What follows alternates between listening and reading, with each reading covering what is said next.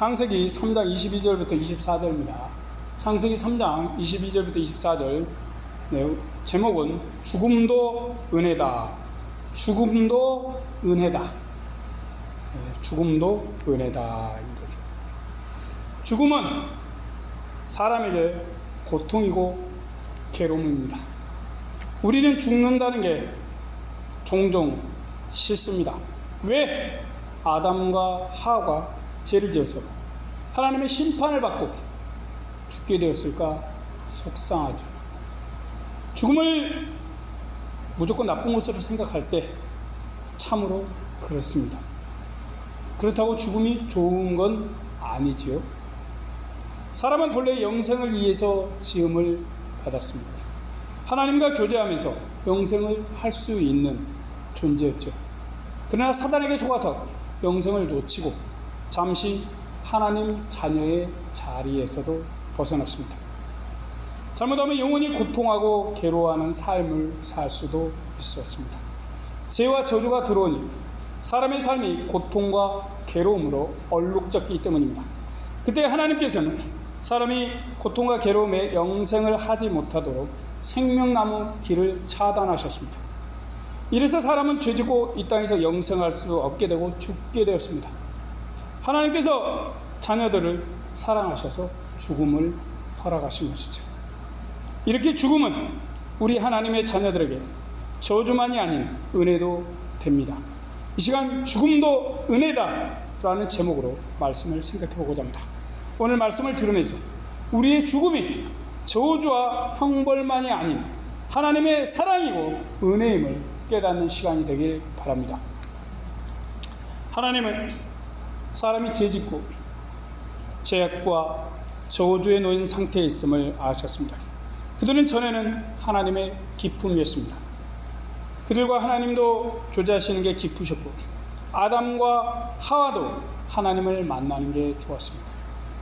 그러나 사단이 하나님과 이들 사이를 흔들어 놓고 죄악을 심어버렸습니다. 이후 사람은 더는 하나님의 기쁨이 되지 못했습니다.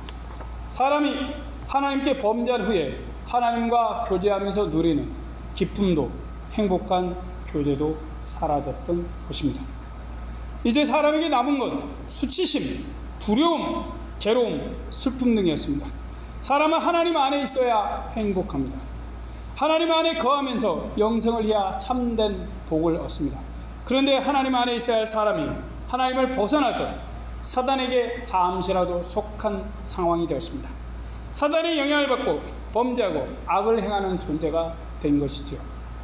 에덴 동산에서 행하는 것은 죄와 가까워지고 죄 짓는 일이 많아지게 된 것이었습니다.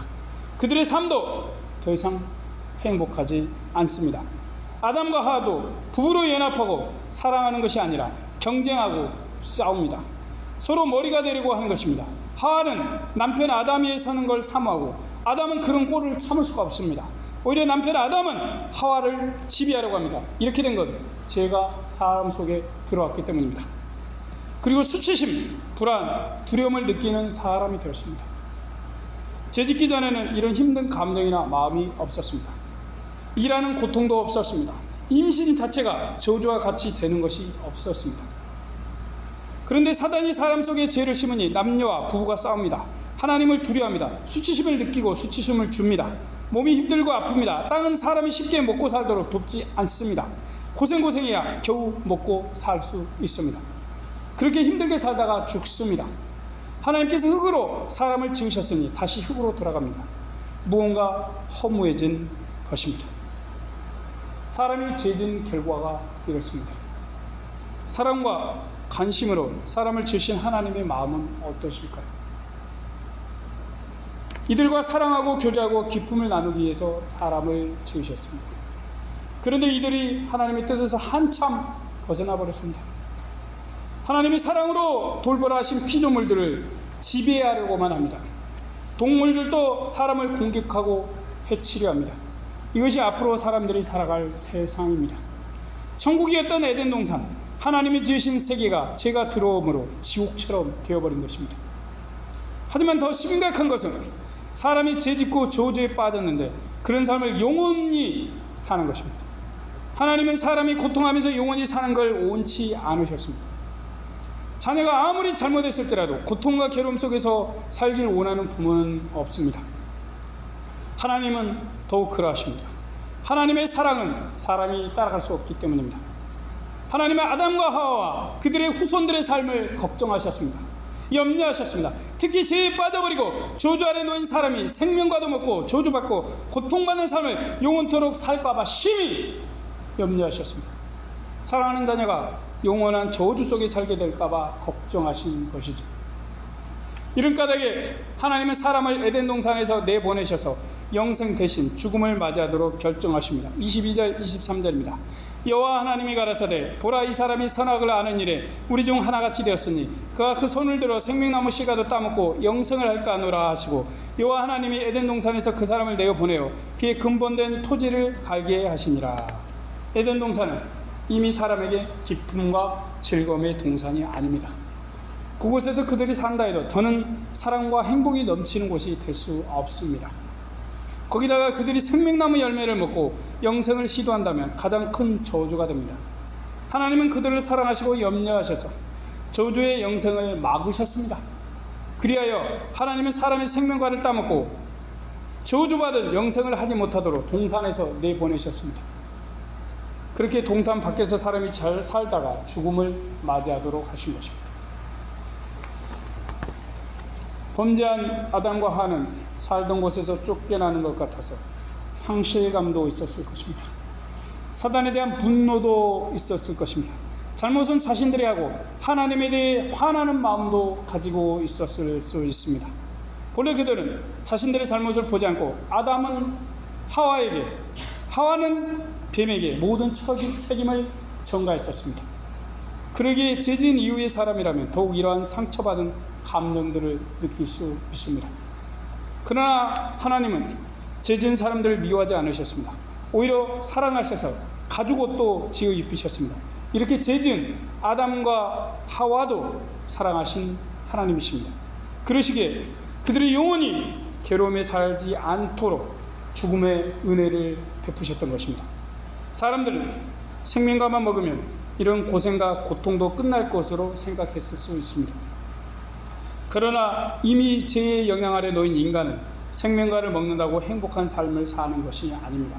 그것이 비록 영생을 줄 수 있을지는 모르나 그 영생은 영벌과 같습니다. 저주의 삶, 고통의 삶을 영원히 사는 건 지옥이나 다를 바가 없기 때문입니다. 바로 하나님께서는 이런 걸 매우 염려하시고 근심하셨습니다. 죄 지은 사람이 하나님처럼 영원히 사는 존재가 되어서 영원히 고생하고 고통만 당할까 봐 걱정하셨던 것입니다. 하나님이 이후에 하신 일은 저주가 임한 사람에게 저주에서 해방되는 죽음을 허락하신 것입니다. 죽음은 사람이 부른 저주입니다. 한편으로는 하나님이 사람에게 주신 은혜입니다. 하나님이 주신 은혜로 사람은 저주를 벗어나서 여인의 후손을 통한 새로운 영원한 안식의 길을 갈 수 있게 된 것입니다. 하나님은 참으로 사랑하는 자녀들을 염려하셨습니다. 하나님은 그들이 영원한 저주 아래 사는 걸 원하지 않으셨습니다. 그런 이유로 생명나무 열매를 못 먹게 막으셨습니다. 24절입니다. 이같이 하나님이 그 사람을 쫓아내시고 에덴 동산 동편에 그룹들과 두루 도는 하얀검을 두어 생명나무의 길을 지키게 하시니라. 하나님은 사람들에게 저주의 영생을 하는 일이 발생하지 않게 에덴 동산 동편 입구에 그룹 천사를 두셔서 생명나무를 지키게 하셨습니다. 또한 불이 활활 타면서 스스로 두루 도는 화염검으로 아담과 하와의 생명나무의 접근을 온천 봉쇄하셨습니다. 이미 죄에 노출되어 죄에 오염된 인간이라면 이제 우리가 죽으니 저 과일을 먹고 살자, 저 과일을 먹으면 영생하니 하나님이 우리에게 내리신 저주를 스스로 이겨내고 영생하자라고 생각할 수 있습니다. 그러나 이것은 사람에게 엄청난 저주일 뿐입니다. 이 세상에서 무한 고생하고 고통하면서 영생을 누리는 건 저주이자 형벌입니다. 하나님은 사랑하는 자녀들을 그렇게 만들고 싶지 않으셨습니다. 그 까닭에 사람에게 영원한 저주와 형벌당하면서 벗어나는 죽음의 은혜를 주셨던 것입니다. 그리고 나셔서 하나님은 사람들이 영원히 다시 행복하게 살 길을 여십니다. 그것이 여인의 후손의 구원의 약속입니다. 이 땅에서 여인의 후손이 이룰 영원한 안식을 꿈꾸고 소망하다가 죽으면 영원한 안식을 얻도록 하신 것입니다. 그리고 이러한 영생에 이르는 관문으로 하나님의 자녀들에게 죽음이라는 은혜를 허락하셨습니다. 결국 사람의 죽음은 하나님의 사랑이고 저주 아래 놓인 인간이 저주와 죄에서 벗어나는 복인 것입니다. 선악과를 먹음으로 멸망의 길을 간 사람입니다. 그렇게 되니 하나님은 죽음이 오도록 허용하셨습니다. 그리고 사람은 죽음을 통과하면서 저주받은 육신을 벗습니다. 영생을 얻습니다. 전에 누리던 생명과를 새하늘과 새 땅에서 새롭게 얻습니다. 이렇게 죽음은 사람에게 저주이자 저주와 고통을 벗어나게 하는 하나님의 은혜인 것입니다. 그리고 사랑이며 복인 것입니다. 인류는 선악과를 먹고 모두 죽게 되었습니다. 그렇지만 사람을 사랑하신 하나님의 은혜로 인간을 구원할 여인의 후손이 왔습니다. 그를 믿는 자들은 죽음을 통과하여 저주를 벗고 구원과 영원한 안식을 얻습니다. 지금도 사람들은 이 땅에서 영생을 꿈꿉니다. 불로초를 찾더니 이제는 죽지 않을 세포를 만들려고 연구 중입니다. 그런데 오늘 본문을 보면 사람이 이 세상에서 영생을 하면 고통의 삶을 영원히 삽니다. 이 땅의 삶에서 영생과 생명과를 먹어야 의미가 없는 것이죠. 죄악된 삶만 영원히 지속하면서 무한히 죄를 짓고 저주 아래 살 것입니다. 이것은 영원한 저주이지 기쁨과 행복이 넘치는 영생의 삶이 아닙니다. 그러기에 하나님은 우리에게 죽음을 허락하셨습니다. 죽음은 우리 사람이 죄를 지어서 왔습니다. 그렇지만 죽음이 없다면 우리는 영생을 하면서 엄청난 죄와 악을 쌓고 우리의 삶은 고생과 고통으로 점철이 될 것입니다. 계시록을 보면 하나님께서 악한 자들에게 고통 가운데서 죽지 못하게 하는 심판을 내리십니다. 그렇습니다. 죄를 지으면서 고통과 괴로움으로 영생을 하는 것은 무서운 저주인 것입니다. 하나님은 그런 영원한 저주의 삶을 우리가 살지 못하게 생명과의 길을 막으셨습니다. 이래서 우리는 자연스럽게 죽음을 맞이하게 된 것입니다. 선악과를 먹으면 죽는다는 하나님의 말씀만 생각하면 죽음은 분명히 저주입니다. 그러나 죽음이 없었다면 사람들은 서로 죽이지는 못해도 온갖 미움과 시기와 질투와 분노와 죄와 악이 온 세상에 가득 찰 것입니다. 지금은 악인들도 죽어서 이러한 죄악들을 덜 범합니다. 그런데 죽음이 없다면 어떨까요? 온갖 범죄와 사기와 고문과 성폭력과 마약과 알코올 중독 등 수도 없는 죄와 괴로움과 고통이 이 지구란 세상에 가득 차게 될 것입니다. 전쟁을 해도 죽지 않으니 끝없는 전쟁이 일어날 것이죠. 죽이는 대신 온갖 고문하고 고통을 가할 것입니다. 생각만 해도 끔찍하죠. 그리고 하나님과 우리의 관계가 끊어지면 영생하는 건 의미가 없습니다. 생명과를 먹어도 아무런 소용이 없습니다.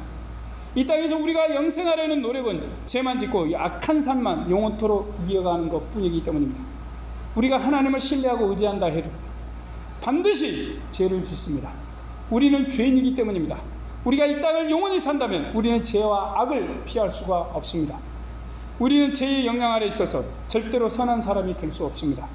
참된 선은 오직 타락이 전에 아담과 하와만 가능했습니다. 그리고 예수님만 하십니다. 우리는 하나님 안에서 선한 일을 노력할 뿐입니다. 하나님은 우리가 믿음으로 행한 이 작은 걸 어여쁘게 선으로 봐주실 뿐입니다. 우리는 절대로 선하지 않습니다. 근본이 악합니다. 하나님께서도 홍수 심판 전에 사람이 근본적으로 악하기에 죄를 지었다고 말씀하셨습니다. 우리만 봐도 선을 행하기보다 죄를 짓고 죄된 생각을 더 많이 합니다. 어떤 목회자나 성도가 나는 의롭다라고 한다면 그는 가짜인 것입니다. 하나님도 예수님도 바울도 사람은 모두 다 죄인이라고 했습니다. 아담이 타락한 후 모든 사람은 죄에 빠지고 하나님께 반역하는 자가 되었습니다. 이것이 모든 인간의 근본적인 성향입니다. 그래서 우리 중 누구도 나는 의인이요 할 수 없습니다. 우리의 행위와 말과 태도를 보며 합니다. 우리는 모두 다 죄인입니다. 죄인이라 죄된 생각만 하고 죄를 자동으로 짓습니다. 다만 우리가 이런 죄된 자동적 사고와 말과 행위를 하나님을 믿고 성령의 은혜로 절제하고 있을 뿐입니다. 그렇지만 사람은 죄인입니다. 죄 아래 살고 이 죄로 인해서 고통도 많습니다. 죄는 사람의 마음도 힘들게 합니다. 몸에 병도 생기게 합니다. 서로 미워하고 증오하고 서로에게 상처를 줍니다. 심지어 사람을 죽이기도 합니다. 모든 건 사람이 죄인이기 때문에 일어나는 상처요, 괴로움이며 고통인 것입니다. 이런 상태로 영생하는 건 고통만 가중시키는 지옥의 삶입니다. 사람과 모든 피조물도 지옥 같은 삶을 사는 것을 영원히 그렇게 살겠지요. 동물은 서로 잡아먹거나 잡아먹히지 않으려는 싸움과 경쟁을 합니다. 이런 게 영원토록 계속된다면 이 세상은 그냥 지옥이고 아비규환입니다. 이래서 죽음은 죄 지은 우리 사람에게 형벌이자 우리를 구원해 주는 문인 것입니다. 우리는 죽음으로 이 세상에 정말 아비규환 같은 고통의 삶을 내려놓습니다. 생명과에 대한 접근의 금지는 우리를 향한 하나님의 사랑이요 은혜입니다. 하나님께서 우리에게 죽음을 허용하셔서 우린 영원한 고통과 괴로움에서 벗어납니다. 잠시 죽음에 대한 두려움과 죽음을 슬퍼하는 것이 있지만 그것뿐입니다. 우리는 곧 영생을 얻고 영원한 안식에 들어갑니다. 이렇게 죽음은 우리에게 하나님의 은혜요 축복입니다. 그러므로 우리는 죽음 앞에서 겸허히 하나님의 은혜를 구하십시오. 구원과 영생 영원한 안식을 구하십시오. 하나님께서 우리를 염려하셔서 죽음을 허용하시고 생명과의 접근을 막으셨음에 감사하고 영광을 돌리십시오. 또 우리가 생명과에 접근할 수 없는 상황에서 새로운 생명과가 되어주신 예수님께 감사드리십시오. 우리를 염려하시고 사랑하셔서 구원과 영생의 길을 새롭게 여신 예수님 하나님을 찬양하고 영광과 감사를 드리길 바랍니다. 아멘. 기도하겠습니다.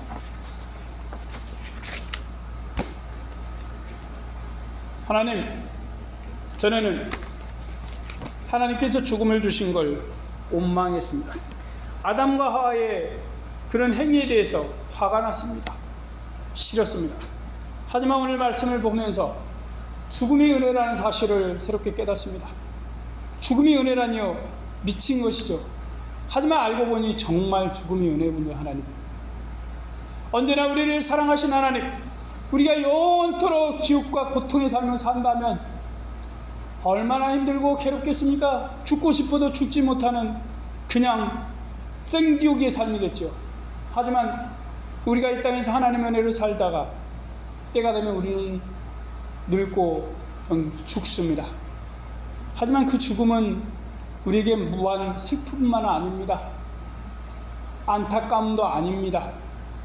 곧이어서 우리 앞에 하나님의 나라가 눈에 보이는 나라가 펼쳐집니다. 주님께서 우리를 환영하며 천사들이 우리를 반가이 맞으며 섬깁니다. 그런 놀라운 세상이 우리 앞에 펼쳐지는 건 죽음 때문입니다.